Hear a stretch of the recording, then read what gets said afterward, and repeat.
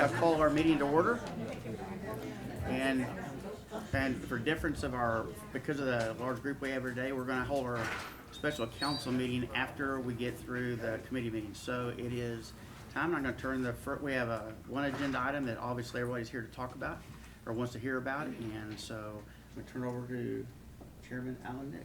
Thank you, Mayor. For those of you that are not familiar, this is a group of committee meetings. Public Works, Development Services, and Tourism are all going to meet one right after the other. Public Works is first. I happen to be chair of that. I'm not sure if that's the long straw or the short straw tonight, but nevertheless, I'm chair of that. As chair of that, I'm going to call this committee meeting to order. The first item on our agenda is the discussion of the renaming of Northwest Loop to Senator Robert J. Glasgow Loop. Mr. King has an update on that process for us, I believe, and I'm going to turn it to him at this time for an update on that change and the progress we've made on that. Yes, sir, Mr. Chair. If council will remember, on June 20th of 2023, council passed a resolution authorizing the renaming of the Northwest Loop, or FM 988, to the Senator Robert J. Glasgow Loop. That was done after consulting with the Texas Department of Transportation. Since that's a state-owned roadway, staff asked TxDOT what the process was and what they needed from the city if the city council chose to do that. And so that's what we did. Since that time, staff has worked with TxDOT. Once this was recorded and approved by them, staff has worked with TxDOT on the actual signage that will go up. It had to be worked out with them what the signs would say, and then spacing requirements, and basically the design of them to get approved. Once that was accomplished not too long ago, we sent notices to all the parcels along the Senator Glasgow Loop that the change, the street signs was coming and the address would change. And so we sent a letter and then kind of a frequently asked questions sheet that each of you sees in front of you. And so we started working through that process. Mr. Brian Harris, our Geographical Information System, GIS person, changed all the addressing in our 911 database and our GIS systems. And then he also notified the appraisal district, Atmos Gas, the water department, the police department, fire department, the postmaster, Waste Connections, and Encore. Recently, he has visited with the post office a couple times just to ensure that they do recognize the new addressing, and then that they will, no matter how mail gets to them, whether it still says Northwest Loop, FM 988, or Senator Glasgow Loop, that they will get the mail delivered in that area. He's also tried to work with Google and get the Google Maps changed. That's proven a little difficult being a large organization, but we're still working through that one at this time. And finally, Mr. Williams expects the new street signs to start being delivered either tomorrow or Thursday. And I think there's 25 total signs coming in for that project, and then we'll work on getting them all installed. Will our crews install those, or is that something we need to coordinate with TxDOT? I'm sure it'll be a combination. The bigger ones at the signalized intersections, that'll take a little bit of coordination to get done. Okay. Does anybody on the committee have any questions for Mr. King about the change and the process that we have undertaken? I think the question of the folks that called me was not the change of the name, but that it was causing some difficulty for their businesses and billing particularly. And so that was the genesis for having the meeting tonight, to see if there's something we could do to help with that or whatever, so to give them an opportunity to speak to us about it. So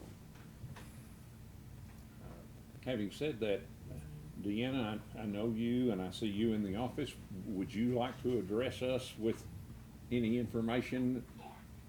No, I have some other people who might like to speak. Okay. But And they sign, when that time comes. I think the time has come. Mr. Thomas, I see you back in the back. I'm gonna defer to you at this time, and then I'm gonna go to some of these others, if that's acceptable with you. Sure. Okay?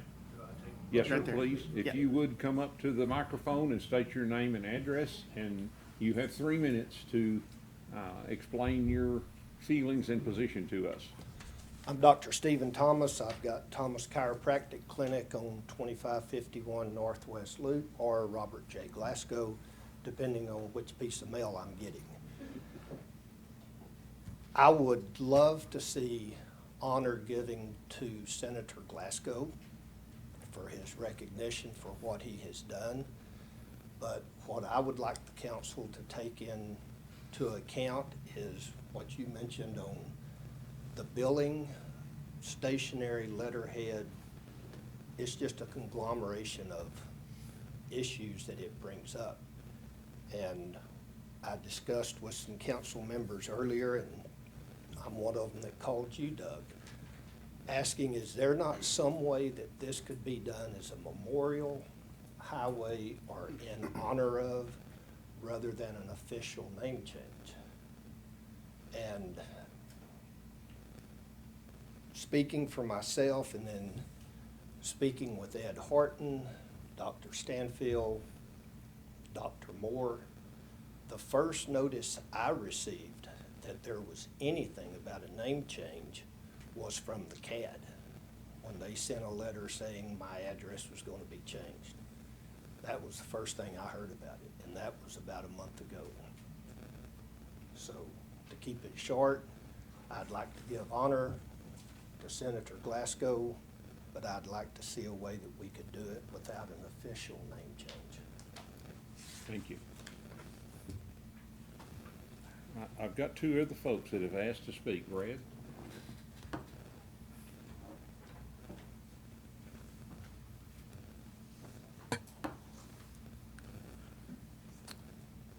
I do have a last name. I think I know most everybody. My name is Brad Chilton.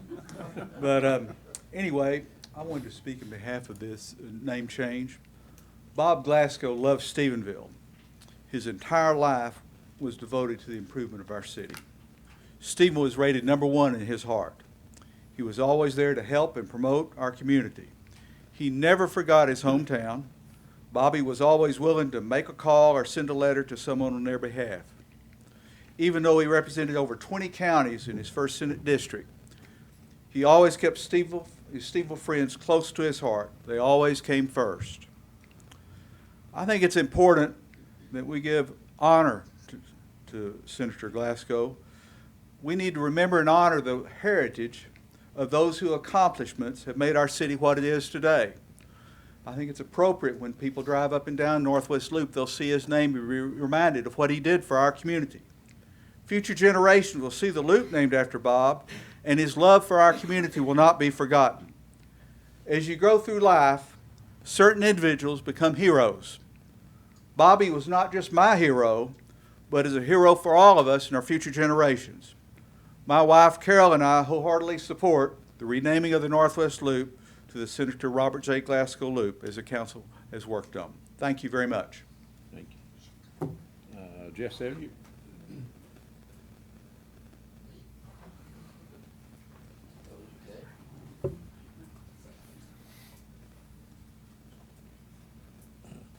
My name is Jess Elliott. My speech is not near as prepared as Brad, but I would like to say Bob and I were friends for many years. He grew up in Stephenville, as I did. He graduated from Stephenville High School. He went to Tarleton State University and transferred from there to Texas, where he got his law degree. Came back to Stephenville, opened a law office with his cousin, and then eventually became district attorney, not just in Erath County, but in Hood and Palapena in those days. Quite a job. And then after several years, then he got elected as a senator. And Bob served Stephenville and Erath County very well. He came back here and opened his practice again and worked there until he passed. Bob was always helpful. On many occasions, I was involved in some activities at Tarleton. I'd go and ask him for money. Usually ask him for 100 and he'd give me 5. But that's the way Bobby was. And when my daughter had some problems with a childbirth, he was the first one that came by and said, anything you need, tell me. He was always like that. If those kids need anything, let me know. We'll help you. That's the kind of person he was. He deserves this honor. I think it's a great honor to bestow on Bob, a good friend of mine. Thank you. Thank you. Paul Golightly.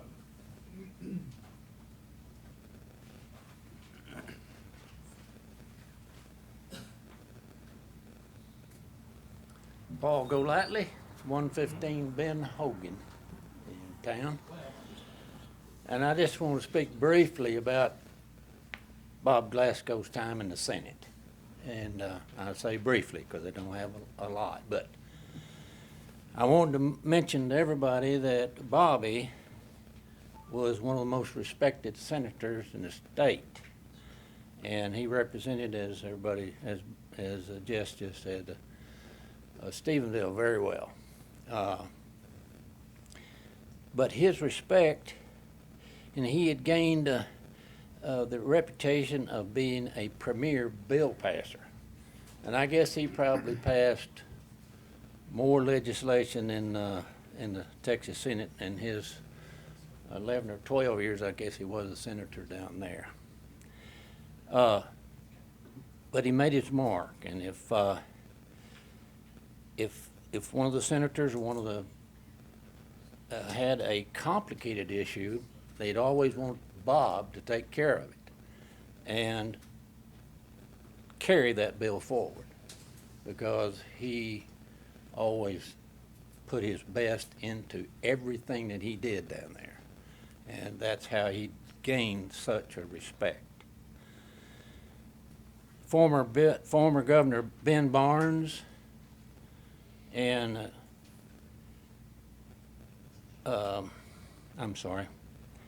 and the former Speaker of the House, Gib Lewis, came to Bob's interment down there at the state cemetery, and they both spoke of the respect Bob had, and they spoke of his great service there in Austin. And I thought that was real touching to me that those guys came back after so many years. Bob's been out of the Senate. They came back and they had the respect to speak about Bob and his work as a senator down there. But let me just say, and everybody knows, that whenever something came up in the Senate or down in Austin that needed the attention of Glasgow from a person in Stephenville or the city of Stephenville or the surrounding area here in Erath County, Bob gave it his priority to give that the first day of his work. He'd always do the job, and he set that priority because he loved this town. Thank you, Paul. Have one more?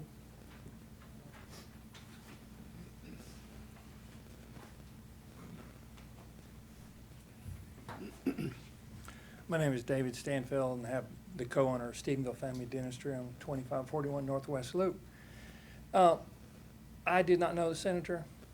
I am certain these people have very strong, heartfelt about him. The fact is, mine is very practical. I'm a dentist. Dr. Thomas, all of us doctors along the way, Dr. Hubbard, Ed Horton, we have state license. And the state license are dependent, a lot of things, on credentialing. And so we have to credential DEA, DPS, state boards. There's a whole bunch of them. Insurances, over and over and over again. It's not just about the name change. There's a whole lot to it for us. And so that makes it very difficult. Will that make it more difficult for billing? Yes. But once you do all the other stuff, then you can fight with the insurance companies to do the update on billing. And so it is a big deal for us. It is not something that it's a light. I did not know the senator. I have nothing against the senator. The notice that I was given, Jason King and I are on another board together, and he said, "Oh yeah, by the way, you're on that new J. Glasgow thing." And I'm like, "What?" And they're like, "Yeah, it's been changed, or their deal." And I thought, never heard of that. So if they sent us the notice, I certainly don't recall getting it. Dr. Hubbard doesn't recall getting it. Dr. Thomas doesn't recall getting it. I don't know. I have no idea. All I know is I did not get something that looked like official, something that's, hey, you need to look at this. The airport has no problem sending me a bill for my hangar. So I don't know. It is very difficult for us. If we could do a memorial thing, but I think that is also state highway something or other, which I don't know, and I'm there. It's always the Northwest Loop. Everybody calls it the Northwest Loop. They will continue to call it the Northwest Loop. If we give it 3 names, that's what's going to happen. And so Jason King came out to the Optimist Club, maybe you. Anyway, somebody came out to the Optimist Club, said Stephenville's growing by leaps and bounds. Can we find another street that we are building, gonna do something with in the next 6 months or year, to say, we really haven't named this street yet? Can we name it that? I'm not saying don't name a street. I'm just saying let's pick a different one, or don't make an official change, because it does cause us a lot of problems and it will cost us a lot of money. Thank you.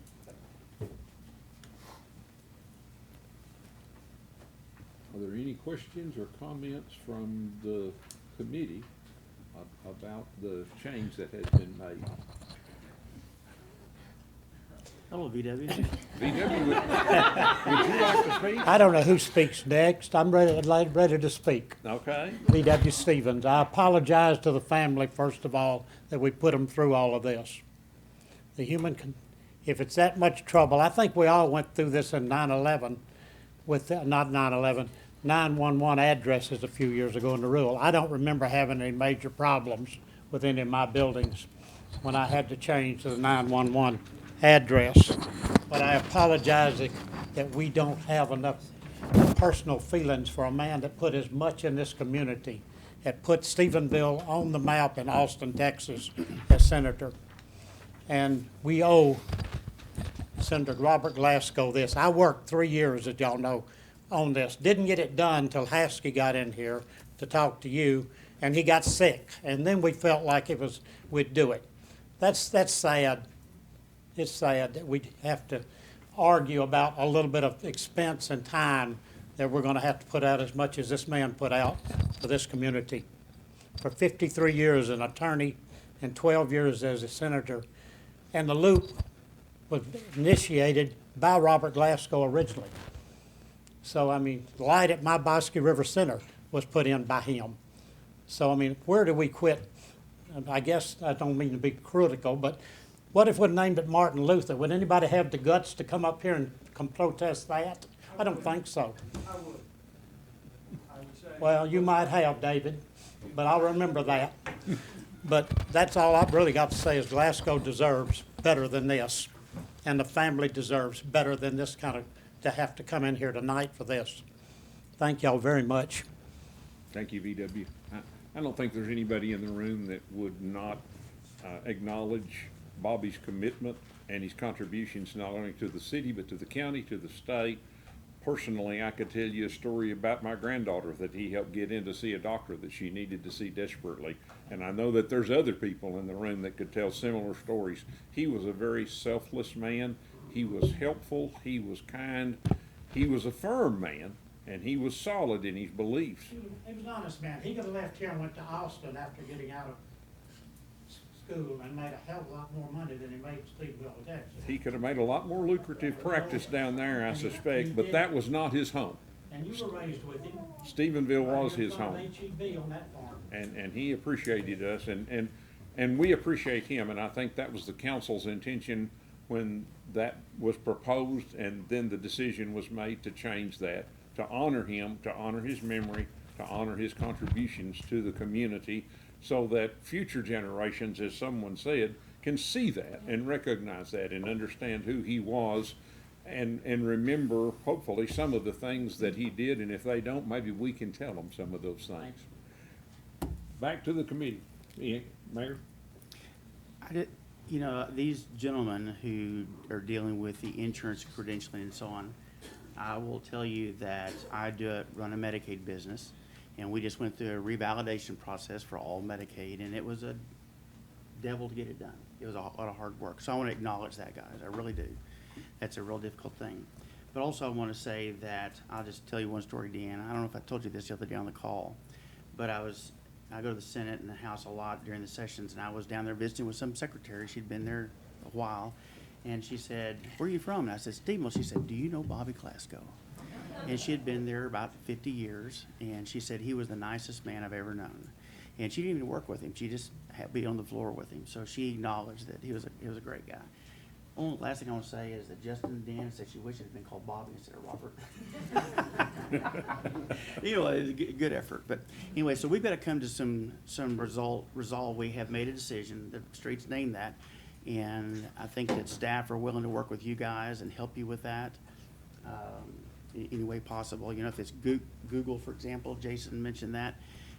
My wife, deceased wife, had a niece that lives in Germany, and she was in charge of Google Earth, and so I'm going to contact her tonight, and, well, it's 1 o'clock in the morning there, so I'll wait till she's there tomorrow and ask her about how to help with that process, make it easier, but that still doesn't resolve the issue that you have. You, David, you particularly, you've been my dentist for 30 years, probably, close to it.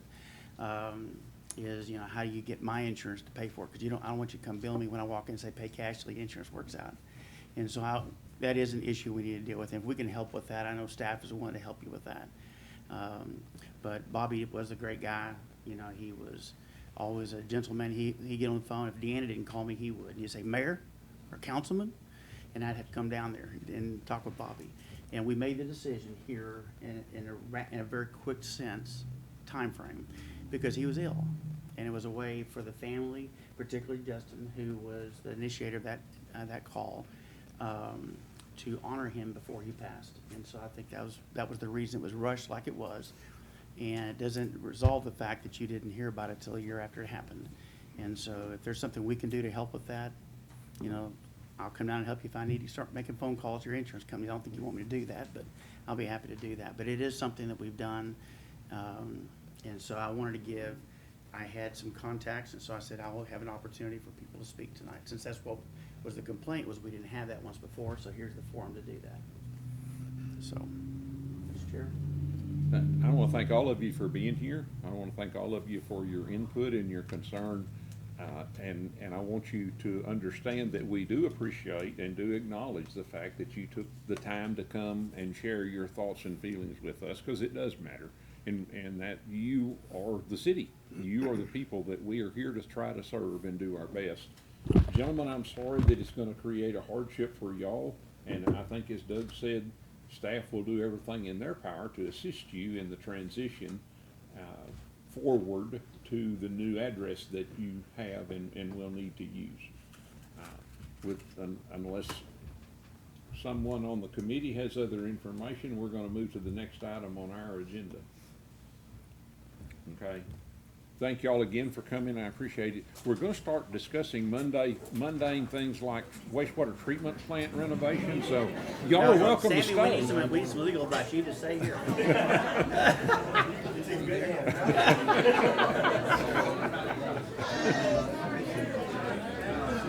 Thanks, Paul. Just a few things. You want to give that back to your wife and thank her? Okay, thank you. How are you, sir?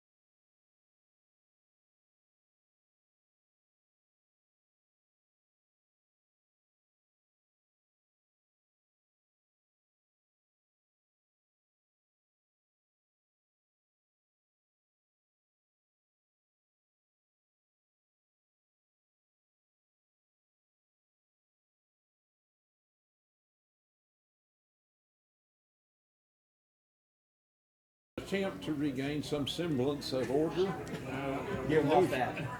we'll move to the next item on our agenda, which is the staff report on wastewater treatment plant capital projects, specifically the belt filter press and the Parkinson Corporation for repairs to the conveyor system. These items are both budgeted this year. Staff is asking for us to authorize the expenditure of those budgeted funds. For those of you who have not been to the wastewater treatment plant, the belt press removes the water from the solids. It's one of the last steps in the treatment process. It's an important process because that water is weight, and when we dispose of the solids, the more water we can remove out of them, the less disposal costs we incur. This press is over 20 years old. It's had routine maintenance done on it, but now it's ready for a major overhaul. We have a proposal from Andritz Separation Technologies. They are a sole source provider for this service. The next item is also a sole source provider from Parkson for the repairs to the conveyor system. After the belt press does its work, the solids are then transferred to this conveyor, and the conveyor carries them to containers, which are hauled off. I know Mr. Williams could give you a more in-depth explanation of the process, but I'll ask if anybody on the committee has any questions about what we're talking about and what we need to do with these things, and or a motion for a recommendation to the council.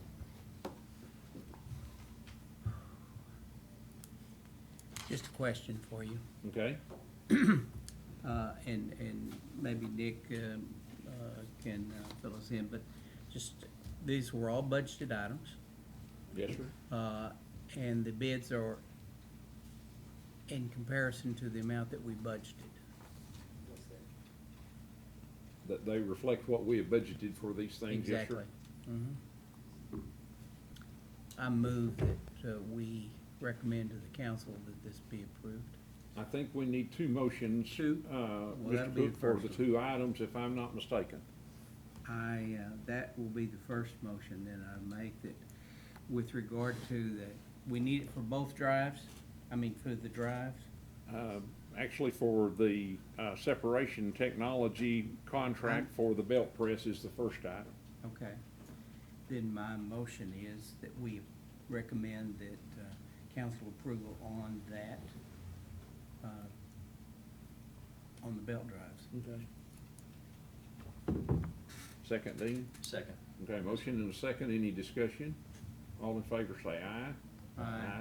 Okay, that will go forward to council with a positive recommendation. Next item also is for Parkson Corporation for repairs to the conveyor system. And I think we need a separate motion for that.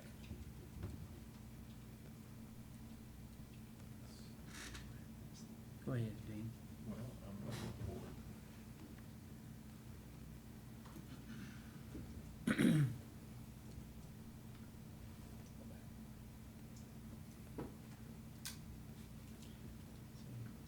You can just hit the cover. We'll take it to it. My granddaughter taught me that the other day. I didn't know how to do it either. Thank you for that. I didn't know how to do it. All right, I move that we support the proposal for the budgeted repairs to the belt filter press at the wastewater treatment plant. Second. I think that's what you already voted on. That's what we It is voted what on we the just first voted on. time. The second is to the conveyor system that we Conveyor need, system. right, That one. and it is to Parkson Corporation. Is that the single master water meter? No, sir. No, that's, stop hitting the buttons, Doug. I told you I didn't know how to do it. Mr. Parliamentarian, can I make a motion as chair of the committee? Can. Yes, you can. I will make a motion to approve the proposal from Parkson Corporation for the repairs to the conveyor system at the wastewater treatment plant. Second. Motion and a second. Any discussion? All in favor say aye. Aye. Aye. Okay, that motion carried. We'll take that with a positive recommendation to the council also. The last item on our on the wastewater treatment plant is for Evoqua Water Technologies for replacement of 2 aeration basin drive assemblies. Sir? No, never mind. You're on the right track. I'm with you. Okay, did I skip one? No, I think we're still good. Okay. This is also at the wastewater treatment plant. It's on a separate piece of equipment. The aerator does, actually, as it says, as its name says, it aerates the sludge as it comes through the process. It's an important part of the process to keep everything moving in the right direction. The equipment, again, is old. There's been some problems with bearings and with shafts and with other things. The proposal that we have in front of us is to replace both of those and with newer models and newer technology that will be more efficient. And hopefully this will solve some of the problems that we have with the systems now. Again, this is for funding that was budgeted this year. Staff is asking us to authorize the expenditure of those funds to go ahead with the repairs as necessary. I did not discuss it in the first one, but the first 2 were between 9 and 20 weeks, depending on which process. This one is 8 to 10 week process. It's a separate piece of equipment, so it can be done simultaneously with the other repairs if the scheduling fits that.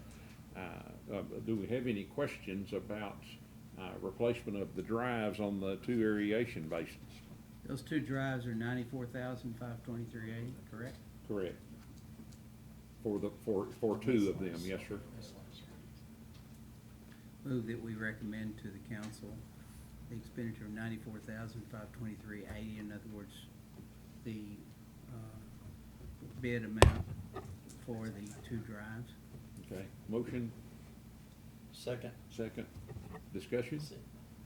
All in favor say aye. Aye. That motion carried. That will also go forward to the council with a positive recommendation for the expenditure of those funds, and Mr. Williams can then get in contact with those different vendors and start the process for that.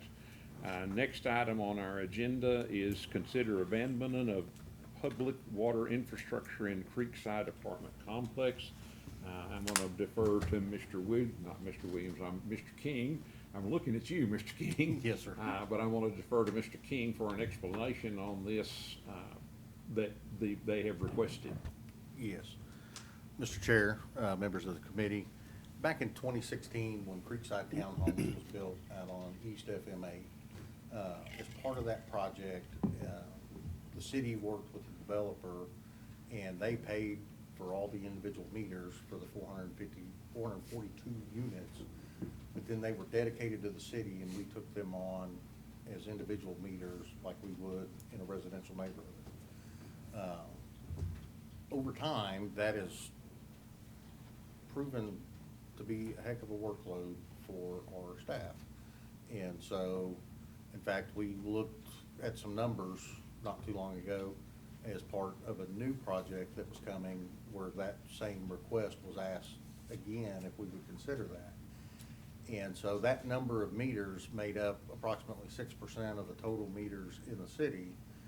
But in that particular location, it was 30% of the workload for cutoffs and cut-ons and cutoffs for people moving in and out. So it was a lot of the workload. And so that kind of started an internal discussion as we continue to develop and add more and more connections and workload for that staff, in an effort, trying to create efficiencies and those things. We talked about, let's talk to the committee and then the council to see if y'all would be okay if we work with the owners to abandon those meters, and they could keep the meters, and then we would go back to what we normally do on multifamily, and at our expense, the city's expense, put a master vault and master meter out at the curb, which is normally what we do, and then let them manage the internal piece themselves. Now, we would want the radios back off the meters, but they could keep the actual individual 442 individual meters. and then we would just charge from the usage at the road. There's really only about 3 places in the community where this has occurred, and all 3 were built in roughly the same timeframe. But right now, this is the one that's really the large workhorse that's eating up a lot of staff time. And so getting back potentially 30% of their man hours that could be used in other areas, we think creates a great efficiency without having to just automatically go to the well of adding more people. Jason, the other 2 Yes, sir. that you mentioned, I assume are a lot smaller than this. Yes, sir, Because very this much is- so. This is a very large addition. Yes, and their populations appear to be more permanent or more stable. There's not a lot of in and out on the other couple. Okay. And so if the committee thinks that we should head down this path, then what I would then ask Mr. Williams to do is, prior to the August 6th council meeting, is hone in on some timelines and some monetary figures for that exact cost of the installation of the master meters. And we would also then contact the current ownership of that property and say, hey, we're talking to council about going down this path, and give them an opportunity to come visit with staff and then council that August 6th meeting.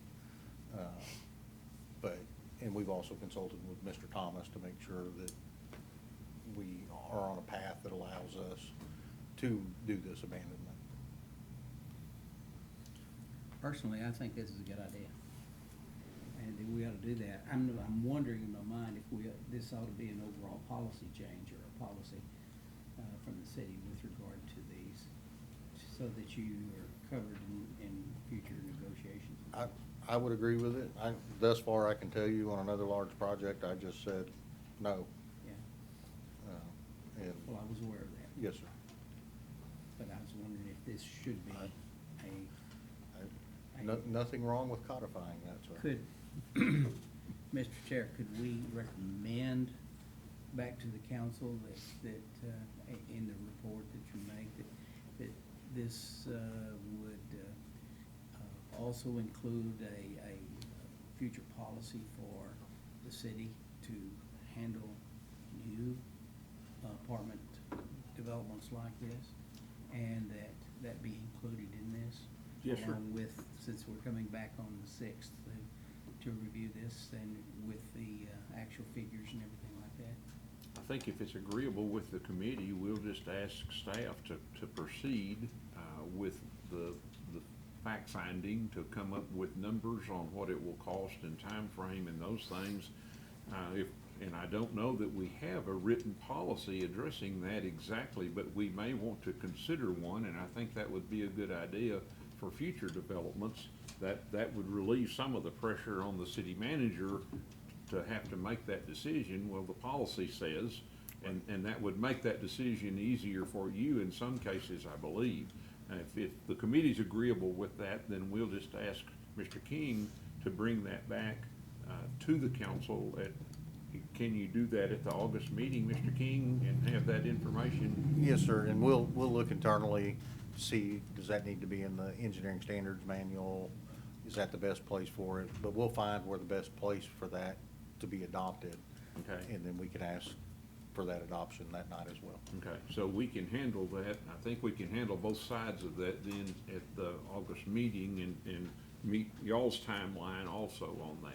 Yes, sir. Okay, is that agreeable with the committee? It's agreeable with me. Okay. All right. Thank you. Thank you, sir. Next item on the agenda, and I'm gonna go back to Mr. King on this one, is a discussion of the pro rata fees. And this is a long-standing issue that we've had for some time. It's kind of out in the weeds sometimes, but it's always there, no Yes, sir. pun intended. Yes, sir. But it is, so, and Mr. King brought this up, that we might want to discuss this and consider a policy change here also. Yes, Mr. Chair, members of the committee. So for many, many years, the city has has had an adopted policy of pro rata fees, and it was primarily born out of areas that were involuntarily annexed back many, many years ago. And then after the city annexed the property, in most cases, then the city was installing, some water and sewer infrastructure, or a developer did. And so that infrastructure was laid out. And so based on different annexations, all the different parcels, the cost of that infrastructure was calculated, and then it was calculated on a per parcel basis, so that someday, if somebody built or decided to connect, then they would need to pay their pro rata, their portion of that water and sewer infrastructure. Some of these date back 40 years and beyond. About 5 years ago, 6 years ago, the city council decided to abandon or do away with pro rata fees for residential property and keep the commercial side. As time has gone on, so when we kind of look internally, and what brought this about was one where a project was almost completed, and then we discovered the pro rata piece to it. And so that certainly caused some consternation for the developer who had budgeted for their project. And then kind of here we come on the back end of it going, hey, there's this $12,000 bill sitting out there. And so we've looked internally, well, as these things were done differently over the years, some of them are based off of maps, just wasn't put together in a good way. And so then that kind of prompted the discussion, well, we did away with the residential side of it. Why didn't we do it? I mean, what was the point of the commercial? And is there an argument that we're kind of treating different properties differently there? In the particular project where we kind of circle back on the back end, on that road that the pro rata is established on, it's the only commercial property. All the rest was residential, and we abandoned it. And so we essentially abandoned 90% or better of our cost recovery mechanism, but we're holding on to the 10. And then another conversation internally was, in some of these locations, that infrastructure that we're still potentially gonna recover the cost on actually probably needs to be replaced today. And so, you kind of have a question of asking that ratepayer to pay for the installation from 40+ years ago, and then, with your current rate structure, we need you to pay your piece to go ahead and replace that now. So just thought it was an appropriate time to ask the committee and the council if we wanted to consider just doing away with what's left of those old pro rata fees. Typically, that situation can't happen anymore. The cities in Texas aren't allowed to involuntarily annex. So all the annexations we've done since 2019 have all been voluntary. As part of that, when somebody wants to do that, we kind of lay out what our infrastructure requirements are, and the developer puts those in. And then going forward in the future, there's other mechanisms that can be handled on the private side if a developer wants some cost recovery for the infrastructure they put in as part of coming into the city, that doesn't require us to kind of be the bank and the record keeper for that. And so just the question being, is it time to kind of do away with what's there? And Monica and I visited, somebody had the question, well, how much are we leaving out there? I have no idea, because a lot of that property is undeveloped still, and it could be residential, but it could be commercial. Yes, sir. That's not my comment. Okay. You know, where I lived, I was involuntarily annexed. Yes, sir. And there was a pro rata in my area, and the city had spent, I don't know, $1.5 million or something putting water and sewer in. And 2 people out of the 50 houses or so up there got on water and sewer. Everybody had a well and a septic tank because of that. Right. And the minute that those were waived or done away with by ordinance, almost everybody signed up. Yes, And sir. we start, and it's a, sewer and water is a commodity.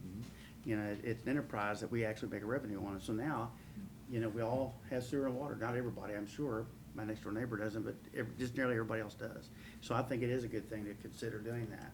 And you're right, every developer we've talked with, that's part of the project.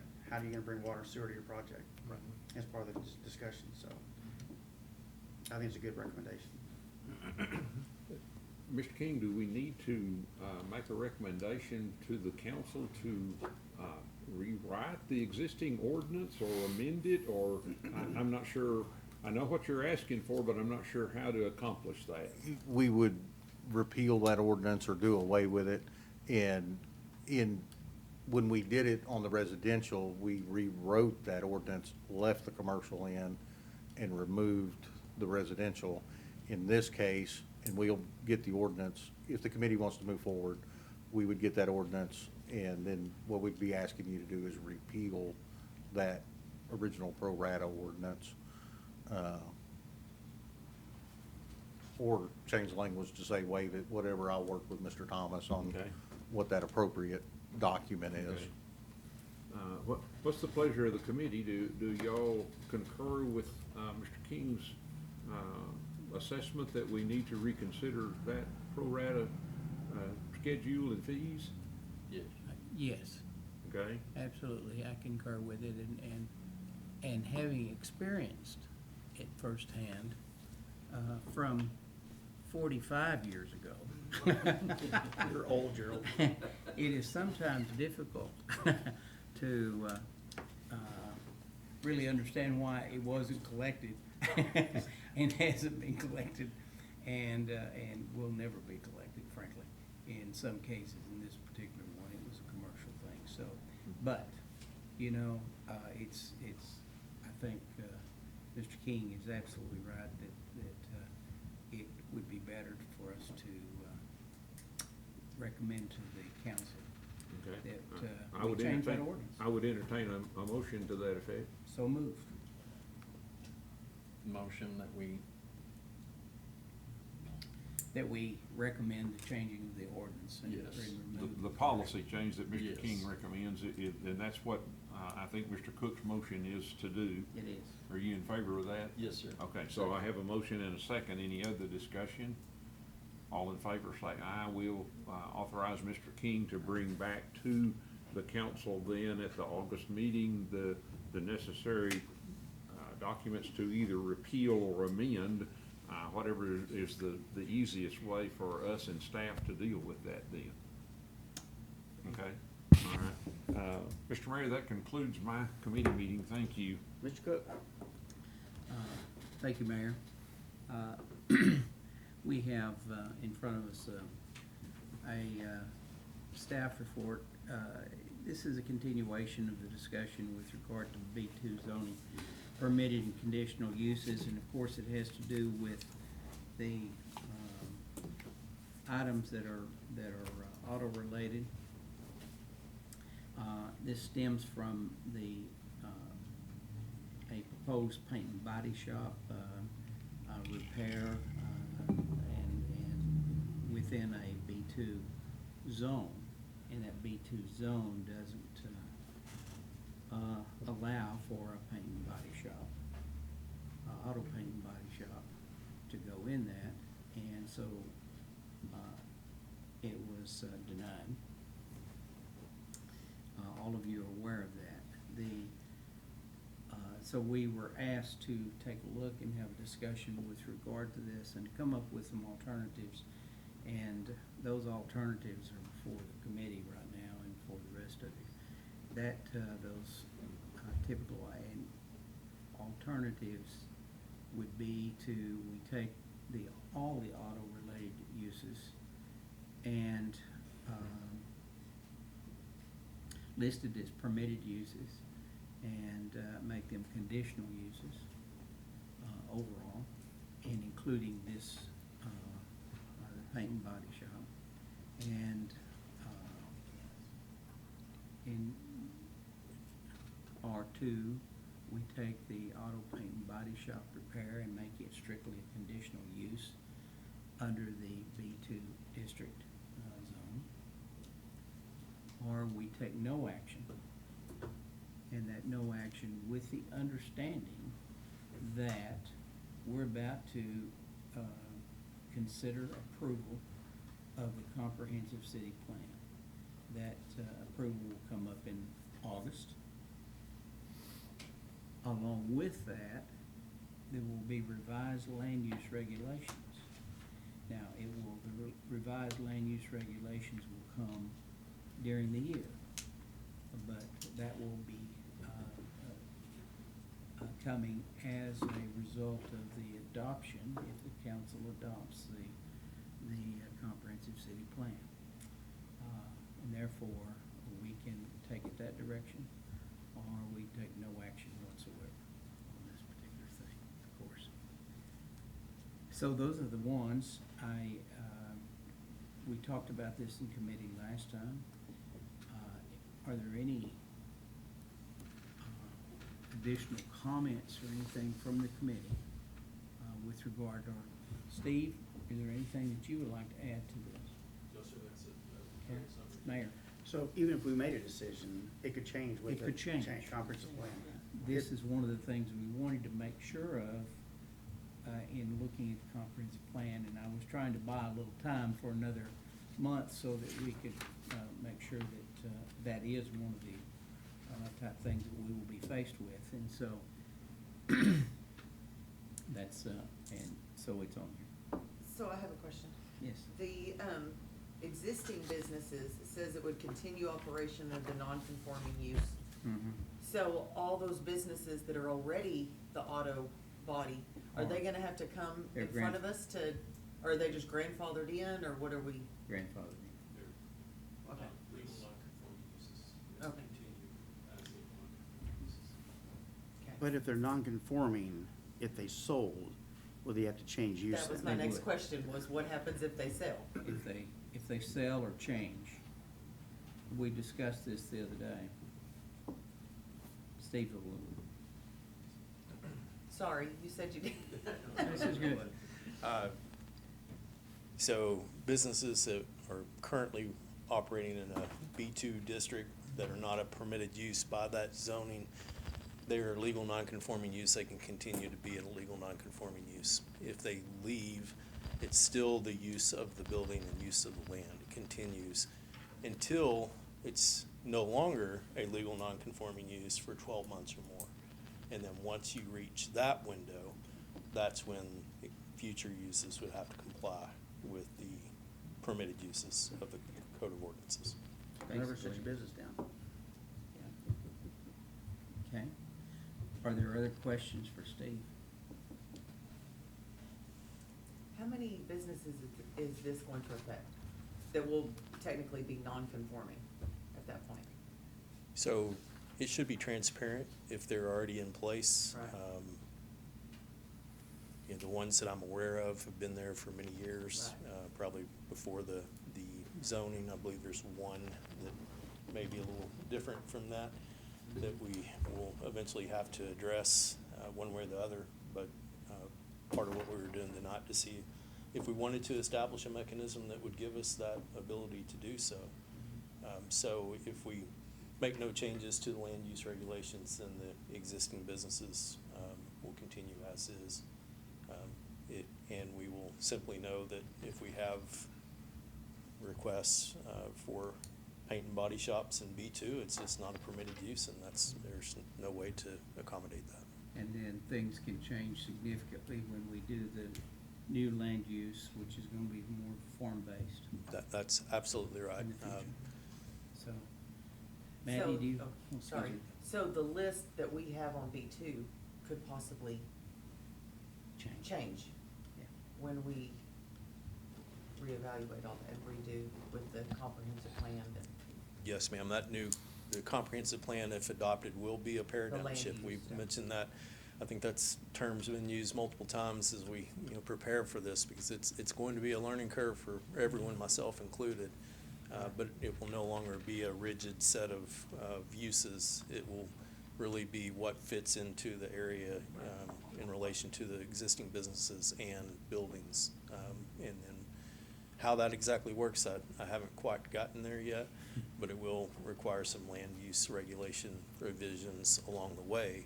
And that will be a pretty exhaustive process to get to the point where the comprehensive plan actually aligns with the land use regulations that we have on What here. he's saying very eloquently is we've got a lot of work ahead of us. Lots of work ahead. Yes. Maddie? I have no questions. Okay. Would it be okay with the committee then if we take no immediate action with regard to this, with the understanding that this is going to change, and it's going to be changing within the next year, and that because if we take action now, we make the changes, well, it's going to change again. That's just the way it is. And would that work for the committee? Yes. I'll make that motion that we take no action. Okay. We have a motion and a second that we take no action on this. All in favor, please say aye. Aye. Aye. Opposed? Mr. Mayor, that concludes our committee. Ms. Durfee? Thank you, Mr. Mayor. We are going to review the Stephenville's lodging performance report. Mr. Brown is gonna come up and take care of that for us. And everybody should have a copy of that if they're. Chairperson Durfee, thank you. Mayor, council, I'll do my best to be brief. If you'd much rather want to hear the Main Street Advisory Report that's coming up, all the good work there. But the mayor had asked that we start giving a report on the Texas Hotel lodging performance and kind of how that sits. And so for our newest council members, this report is what tourism reviews to compare our lodging activity along those lines. And so we compare ourselves to 4 other cities that we have selected. So as you can see in the report, and it's this one here that if you're not familiar with it, it's that one there. Stephenville there is at the top. And so first quarter for 2024, Stephenville had 520 rooms. This includes the Airbnbs that are reported. In 2023, our total room count was 493, so we increased a little bit there with 27 rooms there. In the 6th column, when you see it there in the middle, that's kind of highlighted there in brown, says the Source Strategies estimated occupied rooms. We're at 5720 for this quarter, and last year we ended the year at 6040. So estimated occupancy. So it'll be good to see as we travel along through the remaining quarters how we fare there. Then we go on to the estimated rooms sold, 27,216, gets us to the fair market share of 18%. And then our estimated average daily rate that our hotel folks are charging is around $99.64. So again, this is the first quarter only, and then we'll be able to kind of monitor it as we go through the remaining of the quarters and be able to provide you some more comparative information as how our activity is happening in our hotels here in the area. So, thank you. That concludes my report. Okay, thank you. Anybody have any questions? I think it's good because I know I've talked to at least 3 developers when you bring hotels to town. So this is good information to have. It'd be good for the Yes. citizens. Thank you, Mr. Brown. And then we have our Main Street Advisory Board quarterly update. And Ms. Thomas is going to come up and take care of that for me. And you should also have this in front of you. So yes, that's the newsletter. I did not print off the presentation, but it's a lot of the same information also. Good afternoon, I'm Ashley Thomas, I'm the Main Street Manager, and I'll be giving an update on our Main Street program. Next slide, please.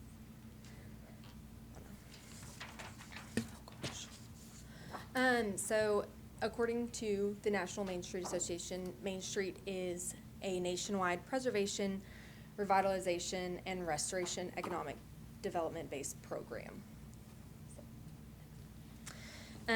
Our Main Street program and all programs in the nation run on a 4-point organization, or 4 points that we organize our transformation strategies around. So design is creating an appealing atmosphere created through attention to all the visual elements of downtown, conveying a positive message about our district and what we have to offer.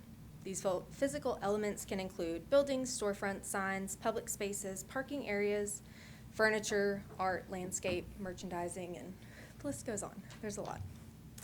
Organization establishes a consensus and cooperation by building partnerships among various groups that have any stake in our district. Promotion can take many forms, but the end goal of any promotion activities are to position our downtown as the center of the community and a hub of economic activity, and to create a positive image that showcases our community's unique characteristics. Economic vitality is the bullseye of all of this. It brings in all the other points to work for economic vitality, and it's a downtown that's filled with vibrant, locally owned businesses and a culture of entrepreneurship that nurtures new operations. Next slide. So some things that Main Street has been doing just in the first 6-7 months so far of the year. We've been very busy. We've hosted 5 farmer and artisan markets, and at each one we have at least 35 vendors in attendance. At these markets we've had live music and a cooking demonstration. We put on 2 downtown cleanups with the number of volunteers increasing each time.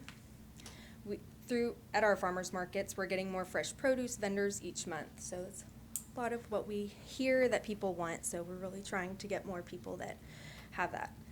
For Memorial Day, we put on a banner project for that month with the help of donations from our city council members. And this allowed family and friends of those that resided in Erath County to honor their loved ones that were lost in battle. We do plan to continue this program and to reuse this year's banners, as well as adding more in the years to come. We had new banners installed at the plaza showcasing our new downtown and Main Street logos. Our new self-watering planters have been put out and planted with the help of Keep Stephenville Beautiful. Our Stephenville Running Club has began running through downtown on various days and partnering with downtown businesses. Their next run is this Thursday, and they'll begin and end at BJ's. So feel free to join them at 6:30. Chance of that happening or what? There'll be food deals after the run too. Okay, did you hear what she said, Mr. Mayor? There will be food and drink deals at BJ's after the run. You can come be the So- cheerleaders at the finish I'll do that. I can handle that part. Some more things that we've done is we've launched a downtown business spotlight. Each week, a different business is chosen at random on a wheel to be in the spotlight. For the past 2 months, there was a downtown mural scavenger hunt. We had a total of 5 different groups come in and claim their prize. Now, there's plenty of groups that did not come in and claim their prize, but they still did the scavenger hunt. For Tarleton State University and Stephenville High School graduations, we provided a photo opportunity in the downtown plaza. Main Street hosted the Cinqueville event in the plaza. We had a mariachi band, folkloric dancers, piñata for the kids, and even with all the rain and things, we still had a really great turnout. Some downtown information. We currently only have 6 vacant buildings downtown, and that's buildings that are just either not being used at all or are just storage for somebody. These aren't considered ones that aren't open, even though they have businesses inside of them. So it's really good when compared to other cities that have Main Street programs. A lot of them have a lot of vacant buildings. So we're doing very well in that aspect. We conducted a parking inventory that was recommended by a former city council member. We did this inventory 3 different days, Wednesday, Thursday, and a Friday at 9 a.m., 1 p.m., and 4 p.m. This found that through those parking lots that we inventoried, the spots taken only ranged from 30 to 40%. So the complaints that we were hearing through our downtown hall meetings about there being no parking, there is a lot of parking left in downtown if only 30 to 40 are taken. So that was good information to have to be able to take back to those business owners. Our downtown hall meetings are on the last Monday of the month, and all downtown business, building owners, and any stakeholders in the community are invited. And then our Main Street Advisory Board meetings are on the fourth Thursday of the month. Ms. Rita Cook is our chairwoman for that advisory board. So for this year, our main goals that we've been working on are to enhance the experience downtown, raise awareness for our Main Street program, while preserving and celebrating our historic elements and increasing foot traffic through downtown. Through the conferences that have been attended by myself, Darrell Brown, and Councilwoman Leanne Durfee, we've learned that our goals are aligning with those of the National Association to be a program that helps and mainly focuses on revitalization, historic preservation, and restoration of downtown communities. Thank you all so much for your interest and your support in our Main Street program. If you have any questions or ideas, please, the words are hard, please feel free to reach out to me or come to our downtown hall meetings or advisory board meetings. Anybody have any questions? I have one. Okay. When you did the 30 to 40%, did you include the big parking lot across from the Don Jones Justice Center? Yes, sir. So that was included in that? So Yes. It was not just the ones on the main part, it was that? No, we went down Belknap to the hospital, and then parts of Mason on Washington College, Graham, and then McNeil. So all those big parking lots as well as the busier streets. But not including the private businesses like the churches and stuff? No, we included those also. Okay. Because since we did the survey during the week, their parking lots are open to the public on those We days. also have another piece of property that we purchased that was the pole yard. That someday will be additional parking at some point with, Okay, from our awesome. board. Good to know. Thank you very much. Thank you. So I would ask for anybody that would like to please come to either the hall meeting or to our advisory board meeting. All welcome to join us. And if you're looking for a way to enjoy downtown and to see parts of the fact that we are film friendly, there will be a chamber mixer Thursday evening at the Fine Arts Building that will display pictures and memorabilia from the Bass Reeves filming. So, anyway, that is all I have, Mayor. This is the last we have on our agenda, so at 6:39, we will adjourn the city council committee meeting and reconvene special city council meeting, and I'm going to call us to order for that.